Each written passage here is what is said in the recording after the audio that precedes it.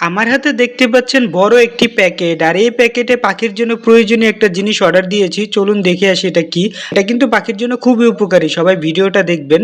প্যাকেটটা আমি আনবক্স করলাম আর এখন কেটে দেখাচ্ছি। এই যে এটা হচ্ছে চাইনিজ কাঠের গুঁড়া, আর এই কাঠের গুঁড়াটা কত উপকারী আসুন আপনাদেরকে একটা জিনিস দেখাই, তাহলে বুঝবেন যে আমরা যারা পাখি পালি তাদের জন্য এই চাইনিজ কাঠের গুঁড়াটা কতটা ইম্পর্টেন্ট। অনেকে দেশের কাঠের গুঁড়াটাও ইউজ করতে পারেন, বাট আমার পক্ষে চাইনিজটাই সুন্দর। এই যে দেখুন এখানে মাশাআল্লাহ তিনটা ফরপাসের বেবি রয়েছে। তবে একটা জিনিস আপনারা কি খেয়াল করে দেখেছেন যে এই বাচ্চাগুলোর শরীরে একটাও কোনো ময়লা নেই, দেখুন পুরো ফ্রেশ।